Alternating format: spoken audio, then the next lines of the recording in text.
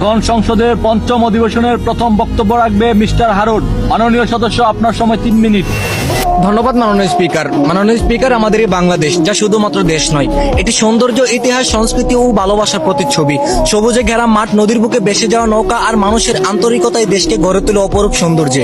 ভাষা আন্দোলন ও মুক্তিযুদ্ধের সাহস আমাদের সবচেয়ে বড় গর্ব। এই বাংলার প্রতিটি মাটির কোণায় লুকিয়ে আছে স্বপ্ন, সংগ্রাম ও ভালোবাসার গল্প। তবে অত্যন্ত দুঃখের সাথে বলতে হয় মাননীয় স্পিকার, আইনের অসচেতনতা আর বেকার যুব সমাজের কারণে দেশ সঠিক পথ চলায় ব্যর্থ হচ্ছে।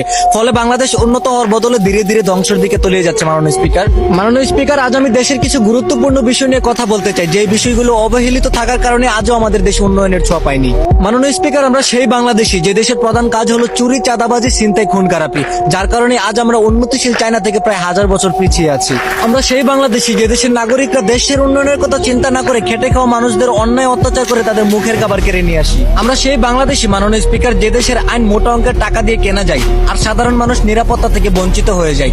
যে দেশের আইন মোটা অঙ্কের টাকার কাছে বিক্রি হয়ে যায়, সে দেশ কখনো শান্তিপূর্ণ হতে পারে না। মাননীয় স্পিকার, যে দেশে ভাইয়ের সামনে তার বোনের দর্শন হয়, বাবার সামনে থেকে তার মেয়েকে তুলে নিয়ে দর্শন করতে পারে, ঠিক একই জঘন্য ঘটনা 1000 বার ঘটে যাওয়ার পরে আর কোনো প্রতিবাদ হয় না, এই অকালপক্ষ দেশে কখনো শান্তি ফিরে আসতে পারে না। এই অশ্লীল জাতি কখনো উন্নয়নের আশা করতে পারে না। মাননীয় স্পিকার, যে দেশের রাস্তাঘাটে মা বোনদের নিরাপত্তা নেই, ঘর থেকে বের হলে সুস্থভাবে বাড়ি ফেরার ক্ষমতা নেই, হাজারো স্বপ্ন, আশা, আকাঙ্ক্ষা, চিন্তা এবং দর্শনকারীরা কেড়ে নেই, সে বিশৃঙ্খল দেশের শান্তিতে জীবনযাপন করা বিলাসিতা হয়ে পড়ে। মাননীয় স্পিকার, আজ আমরা লজ্জিত মাননীয় স্পিকার, দেশের আইন সহ হাজার হাজার স্পেশাল ফোর্স থাকা সত্ত্বেও সাধারণ মানুষের নিরাপত্তা নেই। প্রবাসী ভাইয়েরা অর্থাৎ রেমিটেন্স যোদ্ধারা দেশ ও জাতির উন্নয়নে তাদের জীবনটা দেশের বাইরে কাটিয়ে আসে, কারণ এদেশে কাজ নেই, এদেশে শান্তি নেই, ভরসা নেই, বিশ্বাস নেই, কোনো কিছুই নেই। তারপরও দেখা যায় দেশে ফেরার পথে হয়তো এয়ারপোর্টে নয়তো রাস্তায় তাদের সর্বস্ব লুট হয়ে যায়। মাননীয় স্পিকার, উপরোক্ত আলোকে বিবেচনা করে দেশকে দেশের মতো ছেড়ে না দিয়ে সাধারণ জনগণের অগ্রাধিকার নিয়ে দেশ ও জাতির উন্নয়নের লক্ষ্যে কাজ করুন এবং সাধারণ জনগণের নিরাপত্তা বজায় রাখুন। ধন্যবাদ মাননীয় স্পিকার।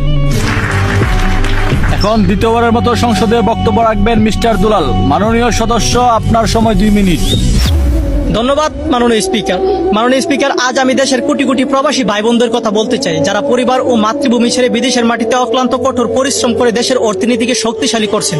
মাননীয় স্পিকার, প্রবাসী ভাইয়েরা আমাদের রেমিটেন্স যোদ্ধা, তাদের পাঠানো অর্থ দিয়ে দেশের উন্নয়ন ও লাখো পরিবারের হাসির কারণ। কিন্তু দুঃখের বিষয়, অনেক প্রবাসী ভাইয়েরা বিদেশে যাওয়ার সময় দালাল ও প্রতারকদের ফাঁদে পড়ে সর্বস্ব হারাচ্ছেন। আবার কেউ বিদেশে গিয়েও সঠিক কাজ ও নিরাপত্তা পায় না। মাননীয় স্পিকার, বছরের পর বছর কষ্ট করার পরও দেশে ফেরার সময় অনেক প্রবাসী বিমানবন্দরে হয়রানি ও দুর্ব্যবহারের শিকার হয়। মাননীয় স্পিকার, অন্যদিকে তাদের পরিবারে অনেক ত্যাগ স্বীকার করে সন্তান বাবা ছাড়া বড় হয়, মা ছেলের অপেক্ষায় থাকে, স্ত্রী স্বামী ফেরার দিন গণে। মাননীয় স্পিকার, প্রবাসী ভাইয়েরা আমাদের দেশের গর্ব, দেশ উন্নয়নের অন্যতম মূল কাঠি, তাদের সম্মান রক্ষা করা আমাদের সকলেরই দায়িত্ব। মাননীয়